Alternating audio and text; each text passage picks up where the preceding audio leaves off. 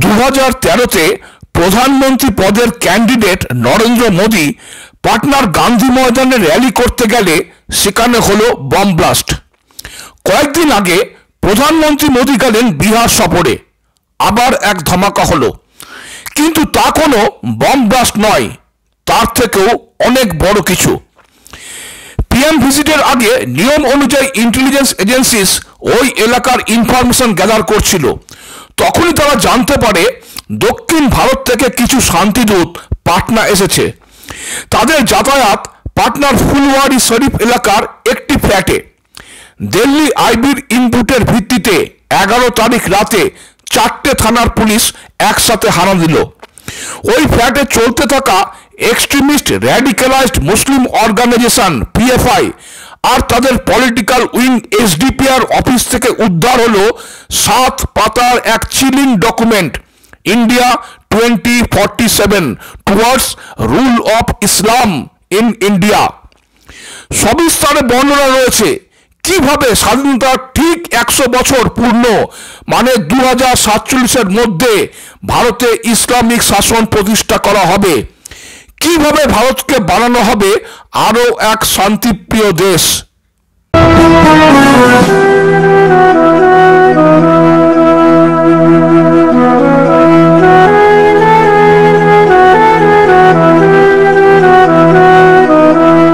পুরো দুনিয়ার ইসলামী আতঙ্কী সংগঠনগুলো যখনই ভারতের বিরুদ্ধে জিহাদের কথা বলে, তারা উল্লেখ করে গজওয়া এ হিন্দের কথা। এ এমন এক স্বপ্ন যা ইসলামী আতঙ্কীরা দশকের পর দশক ধরে দেখে আসছে। আল কায়দা থেকে popular front of India PFI.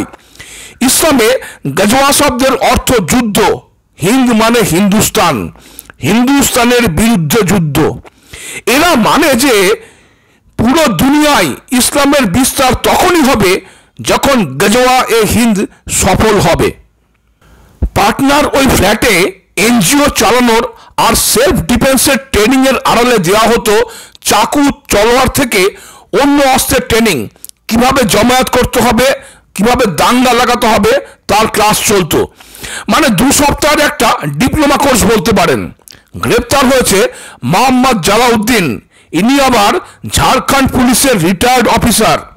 Athar Parvez নিষিদ্ধ আতঙ্কী সংগঠন সিমির প্রাক্তন ও পিএফআই এর বর্তমান সদস্য। মারগুব আহমেদ দানেশ উর্ফ তাহির গজবা এ হিন্দ নামক হোয়াটসঅ্যাপ গ্রুপের অ্যাডমিন। বাংলাদেশ, পাকিস্তান, ইয়েমেন সহ অন্যান্য মুসলিম দেশের 181 জন মেম্বার সেই গ্রুপের। কি কি ছিল সেই নট ফর সার্কুলেশন সিক্রেট ডকুমেন্টে, তার বর্ণনায় যাওয়ার আগে রোমাঞ্চকর 2-4 লাইন শুনে নিন পাটনার এসএসপির মুখে। Popular Front of India is confident that even if 10% of the total Muslim population rally behind it, अगर पूरी मुस्लिम जनसंख्या का 10% भी PFI के साथ आ जाता है, PFI would subjugate the coward majority community। उसके बाद PFI जो बहुसंख्यक, कमजोर और डरपोक समुदाय है, उसको उनके घुटने पे लाएगी and bring back the glory, और इनको इस्लाम में दाखिल कराएगी। শুনলেন, মেজরিটি হওয়ার কোনো দরকার নেই, শুধু 10% শান্তিদূত পিএফআই এর পেছনে র্যালি করলেই ভীরু কাপুরুষ হিন্দুদের নতজানু করিয়ে ছাড়বে। পিএফআই 2007-এ দক্ষিণ ভারতের 3টে মুসলিম সংগঠন মিলে তৈরি করে পপুলার ফ্রন্ট অফ ইন্ডিয়া। আতঙ্কী সংগঠন সিমিকে ব্যান করার পর তারই সদস্যরা নাম পাল্টে তৈরি করে এই সংগঠন, old wine in new bottle. এদের সদস্যদের কোনো রেকর্ড থাকে না। সমাজের কোন স্তরে কে এদের এজেন্ডা বহন করে চলেছে বোঝার কোনো উপায় নেই। 2009-এ পিএফআই থেকে তৈরি হলো এসডিপিআই, পিএফআই এর পলিটিক্যাল উইং। 2010 থেকে এদের বিভিন্ন কারনামা পরে সংক্ষেপে বলছি। আগামী 25 বছরের মধ্যে ভারতকে ইসলামিক রাষ্ট্র বানানোর মেটিকিউলাস প্ল্যানিং আর তার এক্সিকিউশন বর্ণনা করা হয়েছে 4টে স্টেজে। প্রথমে বর্ণনা করা আছে ভারতের মুসলিমদের বর্তমান পরিস্থিতি, কিভাবে তারা আপার কাস্ট হিন্দুদের সরকার দ্বারা বঞ্চিত হচ্ছে, এই সব। তবে আমার যতদূর জানা আছে প্রধানমন্ত্রী মোদী নিজেই ওবিসি ক্যাটাগরির। যাই হোক, ফার্স্ট স্টেজে রয়েছে কিভাবে রড, তলোয়ার, এক্সপ্লোসিভ বা অন্য অস্ত্রের ট্রেনিং দেওয়া হবে। সেকেন্ড স্টেজে বলা হয়েছে কিভাবে পিএফআই লিডারশিপে মাস মোবিলাইজেশন করতে হবে, সিলেক্টিভ দাঙ্গা করতে হবে, কাফেরদের ভয় দেখানোর জন্য এমন নৃশংসতা দেখাতে হবে যে তারা শিউরে ওঠে। মাস মোবিলাইজেশন তো আমরা শাহিনবাগেই দেখেছি। রামনবমীতে পশ্চিমবঙ্গ সমেত 7টা রাজ্যে মিছিলের ওপর হামলায় দেখেছি। নুপুর শর্মা কেসে কানপুরেও দেখেছি।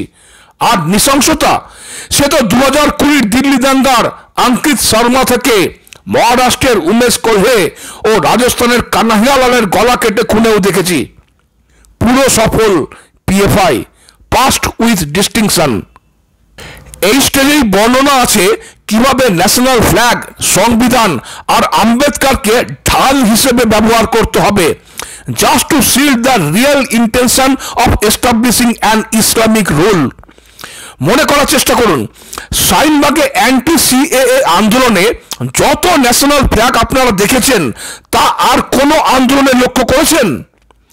এই যে সিক্রেট ডকুমেন্ট থেকে একটা লাইন তুলে ধরে সাথে সাথে উদাহরণও দিচ্ছি, তা থেকে বুঝুন শুধু কাগজে কলমে নয়, বাস্তবেও তার ইমপ্লিমেন্টেশন শুরু হয়ে গিয়েছে।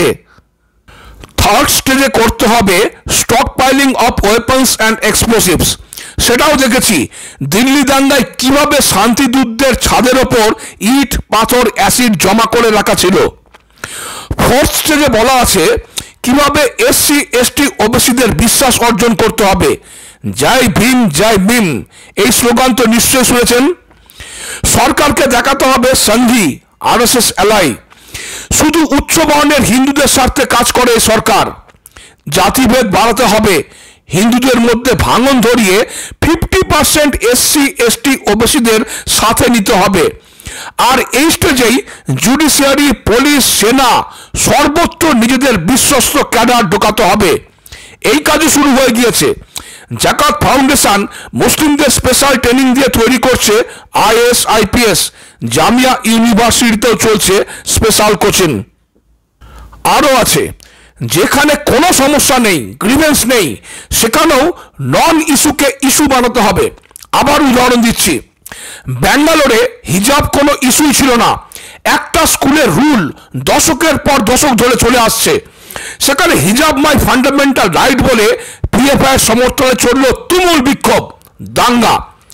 শাহিনবাগে অ্যান্টি সিএএ আন্দোলন ভারতীয় মুসলমানদের কোনো ইস্যুই নয়, কোনো ফারাকই পড়বে না তাদের। কিন্তু তাও জনজীবন বিপর্যস্ত করে 3 মাস ধরে চলল নৌটঙ্কি। অবশেষে ফাইনাল স্টেজ। আগেরগুলো সফলভাবে পেরিয়ে এলে শুরু হবে systematic mass scale elimination of opponents and return of Islamic glory. কাফেরদের গণহত্যা, দেশের নতুন সংবিধান, ইসলামের শরিয়ত মেনে আসবে তুর্কি সমেত অন্য মুসলিম দেশেরও সমর্থন। যতদিন না এই 16 কলা পূর্ণ হয় ততদিন পর্যন্ত কিভাবে চলতে হবে শুনুন এই শিক্ষিত এস্টাবলিশ জার্নালিস্টের মুখে। শুরুতেই বলেছি সমাজের কোন স্তরের কে যে এই মিশন 2047 এর হয়ে অনবরত কাজ করে চলেছে বোঝাটাই দুষ্কর।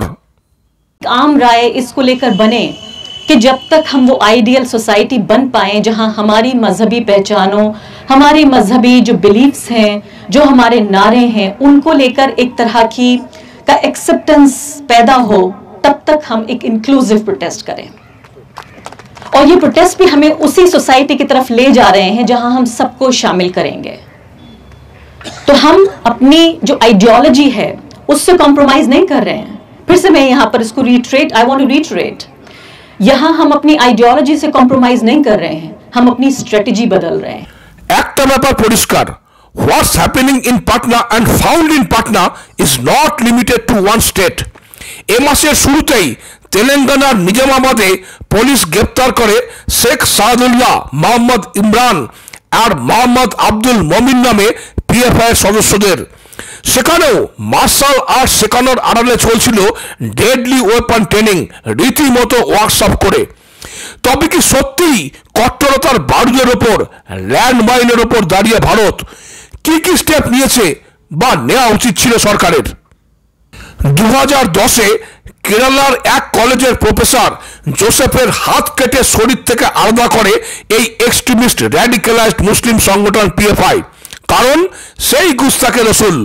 তারপর Hathras, Shahbag anti CAA protest, 2020-এর দিল্লি দাঙ্গা, সম্প্রতি কানপুর ভায়োলেন্স, সর্বত্র পিএফআই এর ফুটপ্রিন্ট। ইডির তথ্য অনুযায়ী দিল্লি দাঙ্গার জন্য পিএফআই পেয়েছিল 100 কোটি টাকা। কেরালাতে হাওলার মাধ্যমে কোটি কোটি টাকা পৌঁছায়। টেরার ক্যাম্প চালায় পিএফআই। এই ফেব্রুয়ারিতেই 2 জন পিএফআই মেম্বারকে অ্যারেস্ট করা হয়েছে with huge quantity of explosives. এখনো এই আতঙ্কী সংগঠনকে নিষিদ্ধ করা হয়নি কেন? কোন শুভ মুহূর্তের অপেক্ষায় রয়েছেন আপনি মোদিজি? যোগী মহারাজ কিন্তু দৃঢ়ভাবে এই পিএফআই এর উপর ব্যান লাগানোর কথা বলেছেন। এত কিছুর পরেও প্রকৃত অর্থে শান্তিপ্রিয় সনাতনীরা ভরসা পান এই সন্ন্যাসীর কথাতেই। जो लोग सपना देख रहे हैं गजवाई हिंद का, मैं बहुत स्पष्टता के साथ कह सकता हूं ये नया भारत है। और मैं इस बात को भी स्पष्टता के साथ कह सकता हूं गजवाई हिंद का सपना कयामत के दिन तक भी साकार नहीं होगा। আতঙ্কীদের এই মিশন 2047 এর মূল হাতিয়ারই হলো কিভাবে এসসি এসটি ওবিসিদের মনে বিষ ঢুকিয়ে তাদের একাংশকে বিচ্ছিন্ন করে ব্যবহার করে ইসলামিক শাসন কায়েম করা। ব্যক্তিগতভাবে কে কোন কাস্টের অন্তর্ভুক্ত, ছোট, মাঝারি, উঁচু, এসব আমার ধর্তব্যের মধ্যেই নেই। আমরা ভারতীয়, আমরা সনাতনী, দ্যাটস অল। তবে সতর্ক থাকার প্রয়োজন অবশ্যই আছে। শেষ করার আগে বলি, এই কট্টরপন্থীদের চোখে এসসি এসটি ওবিসি সবাই কাফের। অন্য ধর্ম ছাড়ুন, পাকিস্তানে আহমেদিয়া, শিয়া কাফের, এসবও চলে। জাকির নায়েক নাম ও থোবরাটা কারোরই অচেনা নয়। পোশাকি নাম ধর্ম প্রচারক, আসলে ইসলামী আতঙ্কি তৈরির অন্যতম কারিগর। ভারত থেকে লাথি খেয়ে বর্তমানে মালয়েশিয়াতে আশ্রয় নিয়েছে।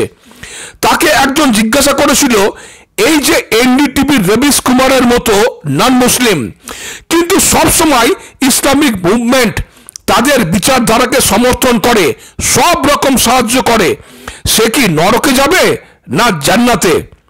জাকিরের উত্তরটা শুনুন, না, যেহেতু কাফের তাই যাবে তো সেই নরকেই, তবে নরকেরও বিভিন্ন লেভেল রয়েছে, তাই রবিশ যাবে থোড়া বাড়িয়াওয়ালা নরকে। ভালো থাকবেন। ভালো লাগলে পরের ভিডিওতে অবশ্যই পাশে থাকবেন। নমস্কার।